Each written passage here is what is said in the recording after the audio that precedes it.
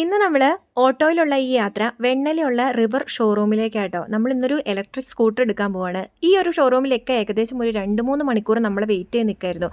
വണ്ടിയെക്കുറിച്ച് കാര്യമായിട്ട് അറിയില്ലാത്തതുകൊണ്ട് ഇവിടെ വന്നിരിക്കുക എന്നുള്ള ഡ്യൂട്ടി മാത്രമേ നമുക്കുള്ളൂ. ഇതിൽ ഭയങ്കര എക്സൈറ്റഡ് ആയിട്ടാണ് ഇക്കായും മോനും ഇരിക്കുന്നത്. അവർക്ക് ഈ വണ്ടിയെക്കുറിച്ച് കാര്യമായൊക്കെ അറിയാമെന്നാണ് പറയുന്നത്. ഒരു ഇലക്ട്രിക് സ്കൂട്ടർ എടുക്കണോ എന്നുള്ള ചോദ്യം മാത്രമേ ഞാൻ ചോദിച്ചിട്ടുള്ളൂ.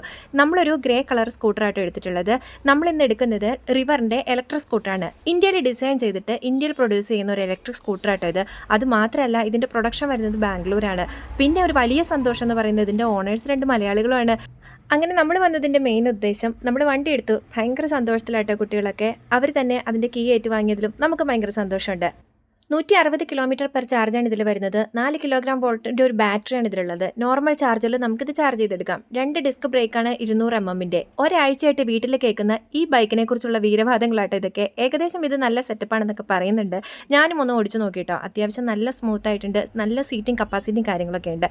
നല്ല സ്റ്റോറേജ് സ്പേസും കാര്യങ്ങളൊക്കെ ഉണ്ട്. എന്തായാലും വണ്ടി ഒരുപാട് ഇഷ്ടപ്പെട്ടു കേട്ടോ. ഇലക്ട്രിക് വണ്ടിയോട് പൊതുവേ താല്പര്യം അതിനെക്കുറിച്ച് അറിയില്ലാത്തതുകൊണ്ടായിരിക്കാം. എന്നാലും ഈ ഒരു വണ്ടി ഓടിച്ചു നോക്കിയപ്പോൾ ഭയങ്കര രസമായിരുന്നു. അങ്ങനെ ഞാനും മോളും ശശിയായി.